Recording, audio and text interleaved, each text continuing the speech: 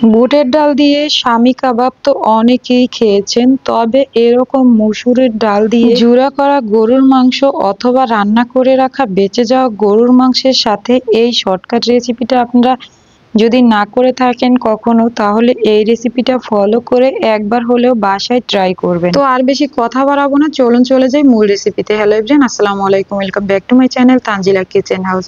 তো দেখতেই পাচ্ছেন এই লোভনীয় স্বাদের মজাদার স্বামী কাবাবগুলো আমি তৈরি করেছি বুটের ডাল ছাড়া, শুধুমাত্র মসুরের ডাল দিয়ে আর রান্না করে রাখা বেঁচে যাওয়া গরুর মাংস দিয়ে। তো কাবাবটা তৈরি করার জন্য আমি প্রথমে এখানে 1 কাপ মসুরের ডাল নিয়েছি। 1 কাপ মসুরের ডালকে আমি পানির মধ্যে ভিজিয়ে ভালোভাবে ধুয়ে নিচ্ছি। এরকম হাত দিয়ে ভালোভাবে কষলে কষলে অনেকবার পানি বদলে ধুয়ে নিতে হবে। যতক্ষণ না পর্যন্ত পানিটা একদম টলটলে হয়ে আসবে ততক্ষণ পর্যন্ত এটাকে ধুয়ে নেবেন।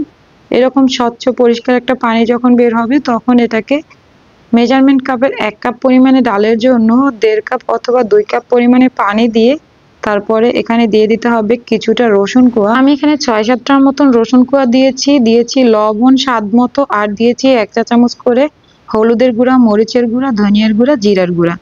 এটা কিন্তু অবশ্যই একটু দেওয়ার চেষ্টা করবেন, যেহেতু বাড়তি কোনো কাবাব মশলা ছাড়াই আমি এই কাবাবটা তৈরি করছি। আর এখানে গরম মশলার গুঁড়ো দিয়েছি 1 চা চামচ, আদা রসুন বাটা দিচ্ছি 1 চা চামচ করে। তারপরে আমি এখানে দিয়ে দিয়েছি পেঁয়াজ কুচি। এখানে 1/4 কাপ পরিমাণে পেঁয়াজ কুচি দিয়েছি, এটা অপশনাল, আপনারা চাইলে স্কিপ করতে পারেন। আর হ্যাঁ, আমি কিন্তু এখানে রসুন বাটা ইউজ করিনি, আমি একটু ভুল বলেছি, এখানে আমি গোটা রসুন ইউজ করেছি। আর এই রসুনটাই সিদ্ধ হয়ে ডালের সাথে একদম মিশে যাবে, তবে আপনারা চাইলে গোটা রসুনের পরিবর্তে বাটা রসুনটাও ইউজ করতে পারেন। এখন আমি এটাকে চুলায় বসিয়ে ঢাকনা দিয়ে ঢেকে রান্না করব ততক্ষণ পর্যন্ত যতক্ষণ না পর্যন্ত ডাল থেকে পানিটা একদম গায়ে গায়ে চলে আসে। তো আপনারা তো দেখতেই পাচ্ছেন ডালের পানিটা একদম ডালের গায়ে গায়ে চলে এসেছে। এখন আমি ডালটাকে একটু নেড়ে চেড়ে ভালোভাবে উল্টে পাল্টে দিয়ে তারপর আবারও ঢাকনা দিয়ে ঢেকে রেখে দেব একদম ডালটা ভালোভাবে সিদ্ধ হয়ে যাওয়া পর্যন্ত। দেখতেই পাচ্ছেন ডালটা কিন্তু একদম ভালোভাবে সিদ্ধ হয়ে গিয়েছে। এখন আমি ঢাকনাটা তুলে এটাকে আবার একটু নেড়ে চেড়ে দিচ্ছি। আর এখানে দেখতেই পাচ্ছেন এই গোটা রসুনগুলো কিন্তু সিদ্ধ হয়ে গিয়েছে। তো এই রসুন কোয়াগুলোকে আমি একটা উঠিয়ে আপনাদেরকে হাত দিয়ে চেপে দেখিয়ে দিচ্ছি যে কতটা পারফেক্ট ভাবে সিদ্ধ হয়েছে।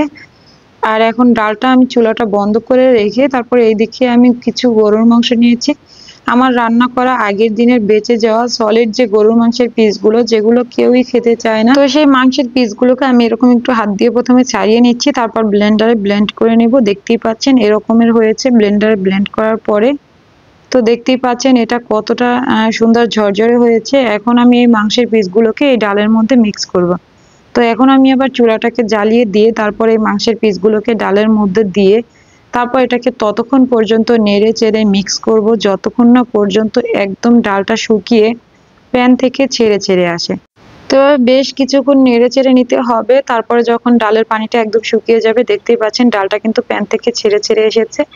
এখন আমি চুলাটা বন্ধ করে এটাকে নামিয়ে একটা সাইডে একটু রেখে দেব ঠান্ডা হওয়ার জন্য। ঠান্ডা হওয়ার পরে কিন্তু এটা একদমই শক্ত হয়ে যাবে অনেকটাই। তারপরে আমি এখানে দিয়েছি ভাজা জিরার গুঁড়া, তারপরে কাঁচামরিচ কুচি দিয়েছি 1 টেবিল চামচ পরিমাণে, পেঁয়াজ কুচি দিয়েছি 1 কাপ পরিমাণে, আর দিয়েছি এখানে আমি একটু গরম মশলার গুঁড়ো, আর দিয়েছি ফ্রেশ আদা রসুন বাটা। তারপর আমি এখানে সবকিছুকে একসাথে খুব ভালোভাবে মিক্স করে নেব। তবে সবার আগে পেঁয়াজগুলোকে একটু ভালোভাবে হাত দিয়ে কষলে নেবেন, এতে করে ফ্লেভারটা খুব ভালো বের হবে, এবং কাঁচামরিচগুলোকেও পেঁয়াজের সাথে মিক্স করে নিতে হবে। তো এখন সব মশলা আমি ভালোভাবে মিক্স করে নেব। আর মিক্স করতে করতে একটু চেক করে নেবেন যে লবণটা ঠিক আছে কিনা। তারপরে লবণটা আমার আরেকটু দরকার ছিল, আমি আরেকটু লবণ দিয়েছি। তো এখানে কিন্তু বেশ অনেকগুলো কাবাব হবে, আপনারা চাইলে মুসুরি ডালের পরিমাণটা একটু কমিয়ে নিতে পারেন, তাহলে কিন্তু কাবাবও কম হবে আর মশলাটা আরও একটু কমিয়ে দিতে হবে। এখানে আমি একটা ডিম ভেঙে দিয়েছি।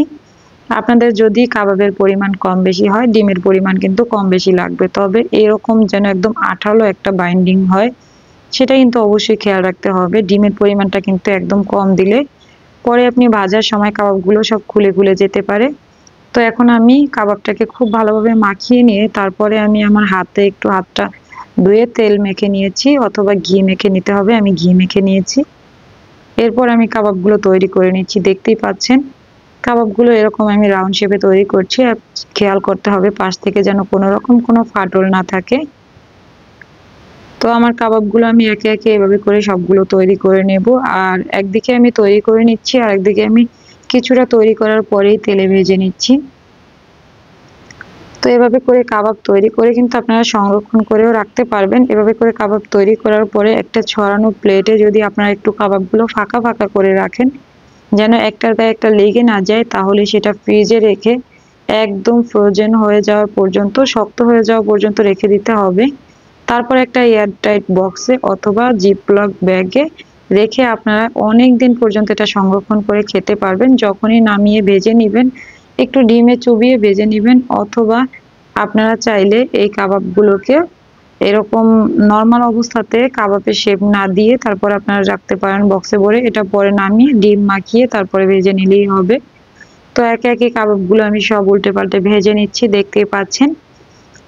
কাবাবগুলোকে এভাবে উল্টে পাল্টে ভেজে নিতে হবে। একটা সাইড ভালোভাবে একদম লাল হয়ে মুচমুচে হয়ে যাবে ভাজা হয়ে, তারপরে কিন্তু উল্টে দিতে হবে আর একটা সাইড। তো দেখতেই পাচ্ছেন আমি এই কাজটা কিভাবে করেছি, একদমই নিখুঁতভাবে এই কাজটা করতে হবে। আপনারা খুব বেশি তাড়াহুড়ো করে যদি কাবাব ভাজতে যান, সেক্ষেত্রে কাবাবগুলোও খুলে যাবে এবং রান্না করার মন মানসিকতা সবই নষ্ট হয়ে যাবে। তো আপনারা যারা ঝটপট একদম বুটের ডালের ঝামেলা ছাড়া স্বামী কাবাব খেতে চান, বা বাসায় গেস্ট আসলে তাড়াহুড়া করেন যে একদম খুব ঝটপট রান্না করতে হবে, তারা কিন্তু এই রেসিপিটা অবশ্যই ফলো করতে পারেন। আর রেসিপি ভালো লাগলে ভিডিওতে একটা লাইক করতে একদমই ভুলবেন না। আপনাদের একটা লাইক এবং কমেন্টস আমাকে অনেক বেশি উৎসাহ দেয় আরও একটা ভিডিও তৈরি করার জন্য। তো ভিডিও ভালো লাগলে আমাকে লাইক কমেন্ট করবেন এবং চ্যানেলটা সাবস্ক্রাইব করবেন। আজকের মতো এখানেই বিদায় নিচ্ছি। সবাই ভালো থাকবেন, সুস্থ থাকবেন, আর আমার জন্য দোয়া করবেন। আপনাদের সবার জন্য রইল অনেক অনেক বেশি দোয়া এবং ভালোবাসা। আল্লাহ হাফেজ।